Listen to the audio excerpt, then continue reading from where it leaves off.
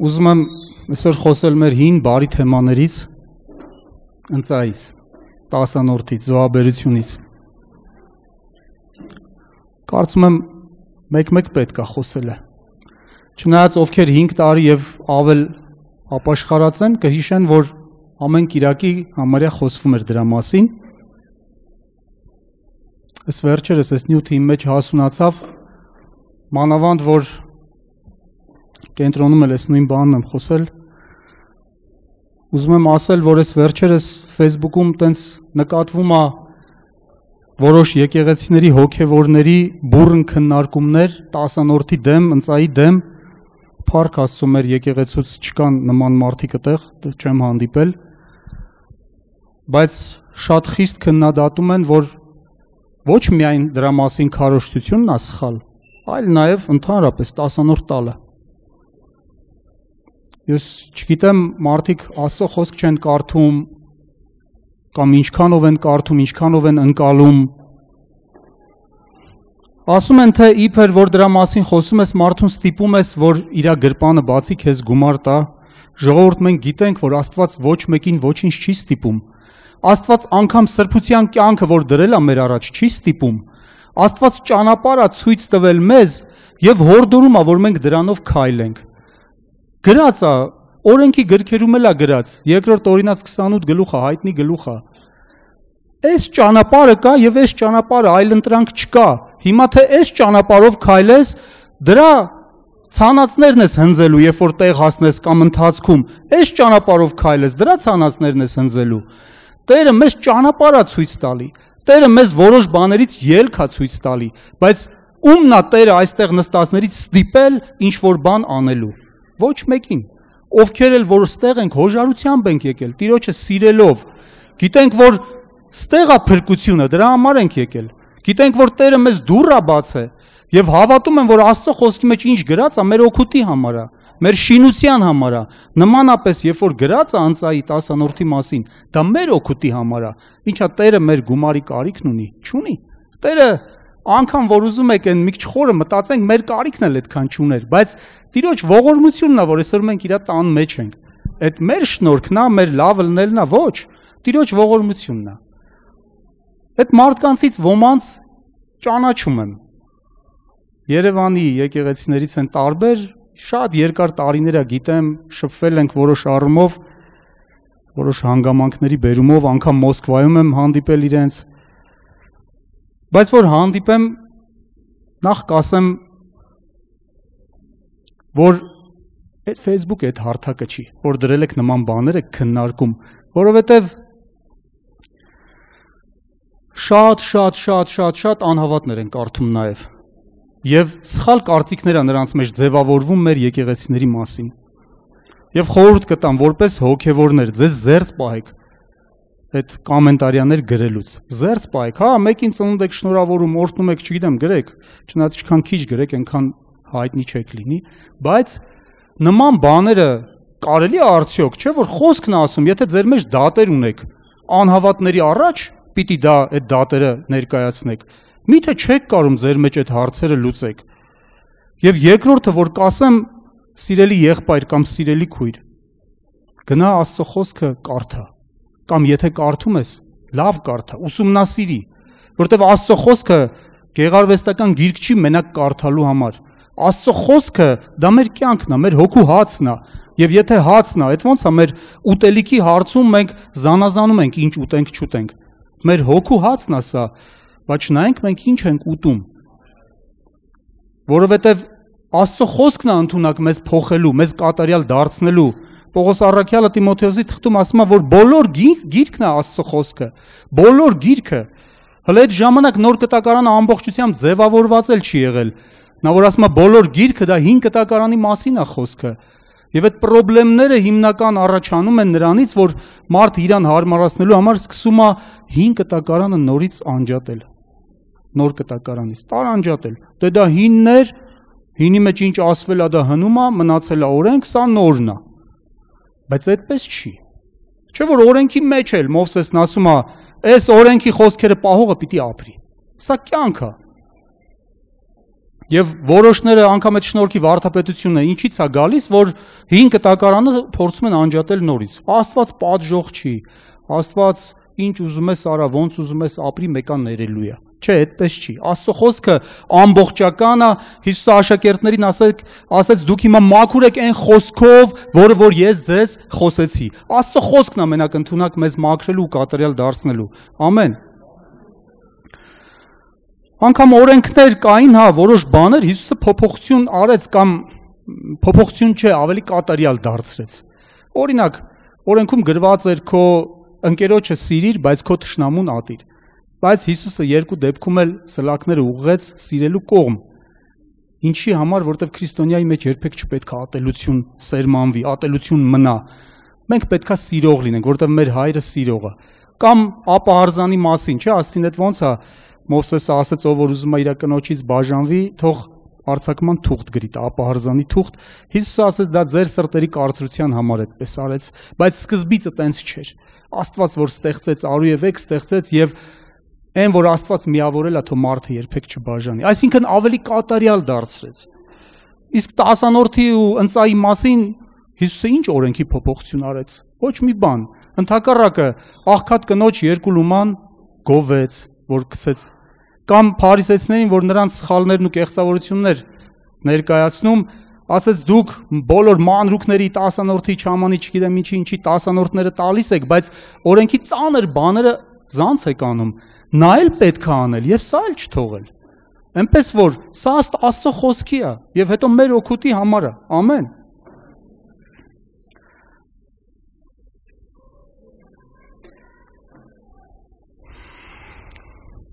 Ընդհանրապես 10-որդ ընծա զոհաբերություն տալը քրիստոնյայի կյանքի անբաժանելի մասը պետք է լինի։ Քրիստոնյայի ողջ ընթացքը դրանով ողողված պիտի լինի։ Քրիստոնյան երբեք իրան հեռու չպիտի պահի նման բաներից։ Մեր ապրելակերպը այդպեսին պետք է լինի, ապրելաոճը այդպեսին պետք է լինի, քանի որ Աստված հենց ինքն է ուզում, որ մենք այդպեսին լինենք։ Քրիստոնյան պետք է ունենա այդ զոհաբերող ու տվող սիրտը, եթե չունենա ինքը չի կարա կոչվի քրիստոնյա։ Ինչի համար, որտեվ Աստված ինքը տվող է, ինքը զոհաբերող է։ Չէ որ իր որդուն մեր համար զոհաբերեց։ Եվ միթե դրանով բավարարվեց։ Ես արեցի, հիմա էլ ձեր անելու հերթն է։ Մինչև հիմա էլ տալիս է, օրհնում է, կերակրում է, պահում է, բժշկում է, ինչի կարիք որ ունենք տալիս է։ Աստված տվող է, դու պատկերացրեք Աստված մերպես մտածեր։ Մենք շատ քաշված կլինեինք։ Ամեն հարցում Աստված մեզ օրհնում։ Այն որ հիմա էլ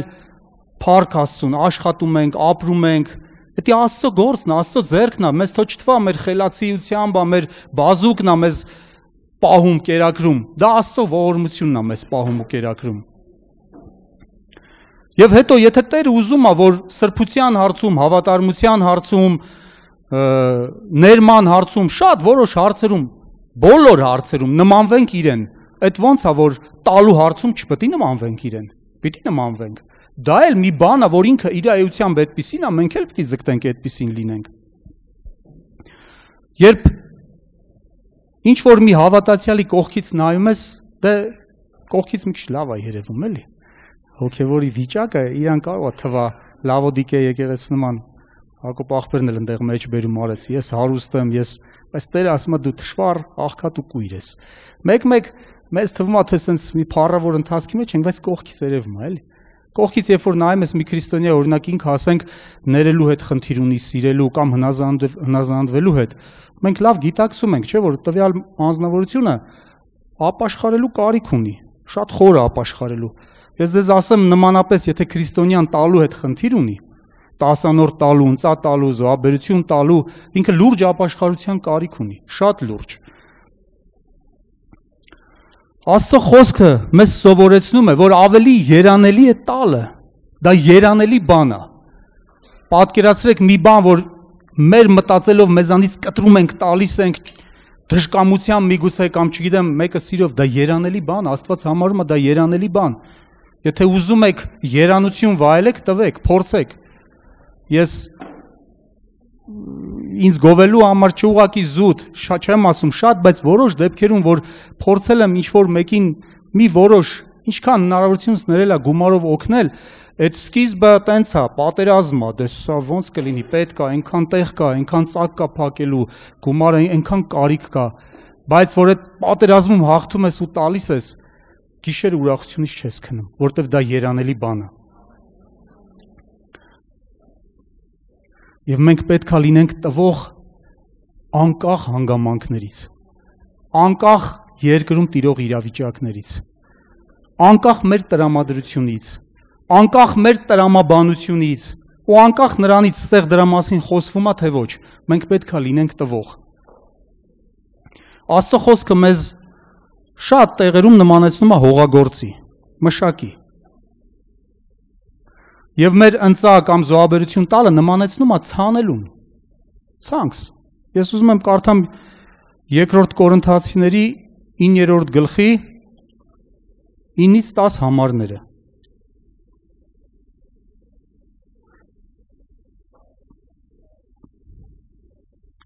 Ինչպես գրված է, տարածեց եւ աղքատներին տվեց։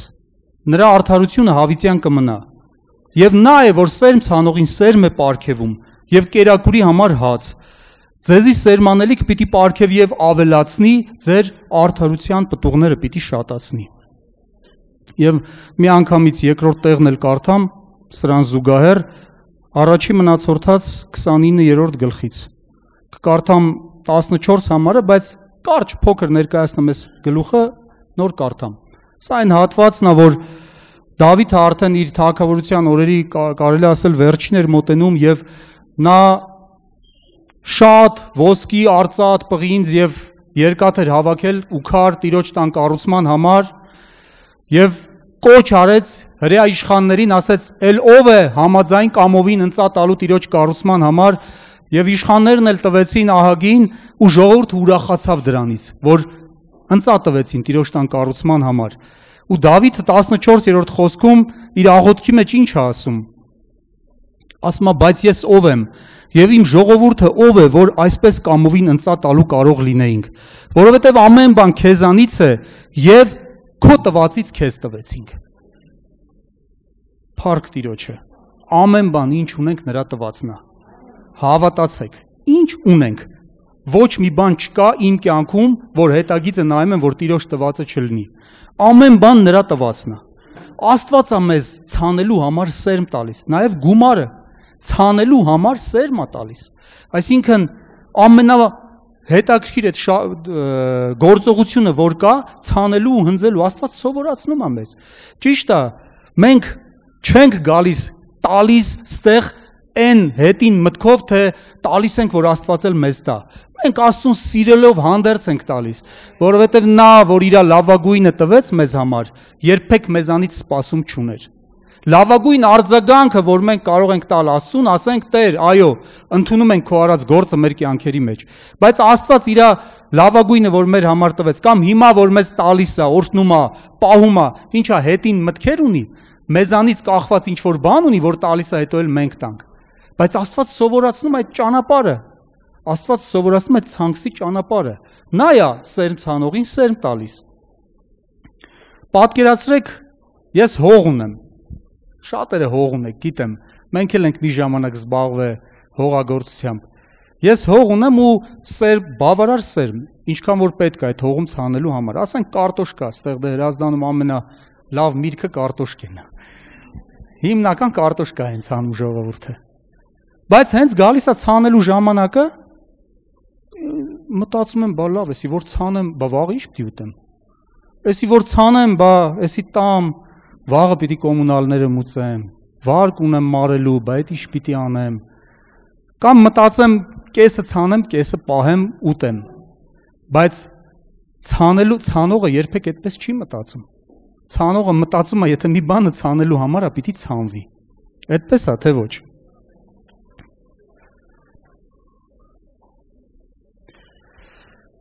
Հողագործին երբեք ոչ մի միտք հետ չի պահում ցանելուց։ Չի մտածում, թե անցած տարի բերքը քիչ էր, բերես տարի չցանեմ։ Կամ էլ մտածի, թե բա որ հանկարծ երաշտ լինի, ցանեմ ու ոչ մի բան չաճի, կամ որդը ծակի։ Այդպիսի բան երբեք հողագործը չի մտածում։ Երբ հասնում է ցանելու ժամանակը, հավատարմորեն ցանում է։ ու հետաքրքիրն է նա, որ հողագործը հողին վստահելով ցանում է, թեկուզ չգիտի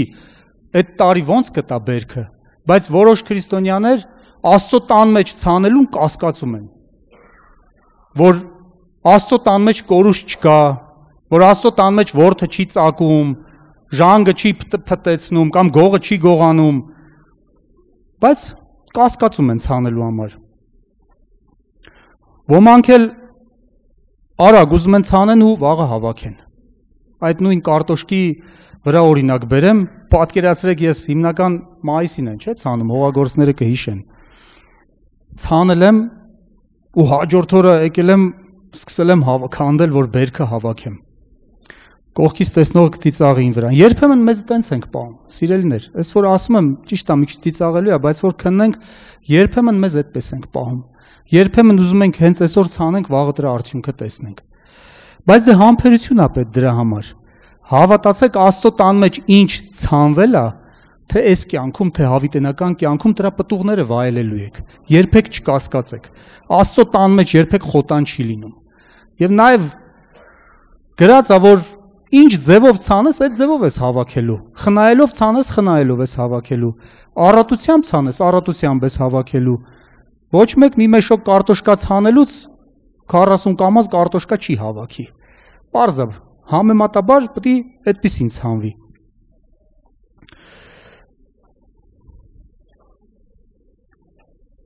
Եվ այդ համբերությունն է, որ մենք դրա պտուղները կտեսնենք։ Համբերություն է պետք ու հավատարմություն։ Ժողովի մեջ մի խոսք կա, այնտեղ չասի, այստեղ ասում է, քո աջ ձեռքը թող ցանի, ձախն էլ չդադարի։ Այսինքն հավատարիմ եղի դրա մեջ։ Երբեք մի փորձի քեզ սահմանափակել դրա մեջ։ Երբեմն դե մարդ ենք, մեր համար ինչ որ մի չափ սահման ենք դնում ու դրանից ավել չենք ուզում աճենք։ Դրա մեջ էլ հոգևոր կյանքի մեջ էլ որոշ հարցերի մեջ, բայց սորընծայի մասին եմ խոսում, ու դա գիտեմ շատ ակտուալ է։ Մի սահման ենք դնում ու դրանից ավել չենք ուզում աճենք։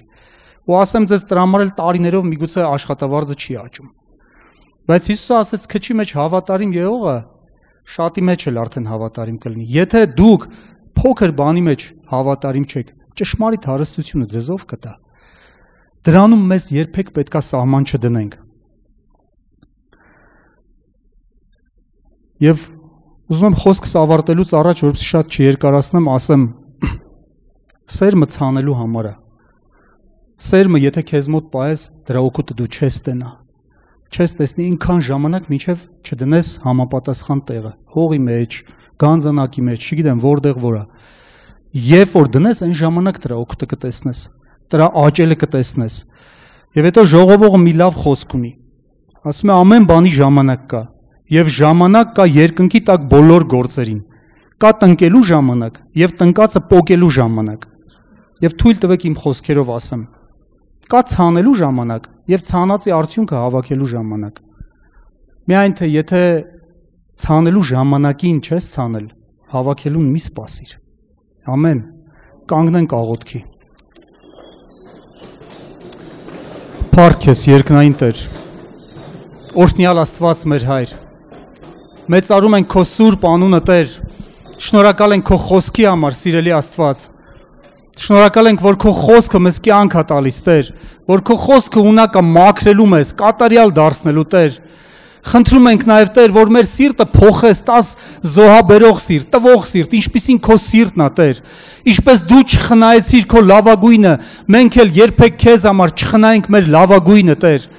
Որ երբեք աղքատի տնանքի ու կարիքավորի կողքով անտարբեր չանցնենք, Տեր Աստված,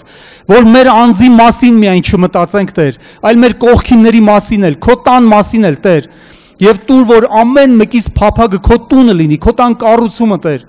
Շնորհակալ ենք, Տեր, շնորհակալ ենք ամեն բանի համար, անունդ ենք փառավորում, մեծարում, Տեր, եւ խնդրում ենք ներես մեզ, Տեր, այն պահերի համար, որ ճիշտ չենք վարվել, Տեր։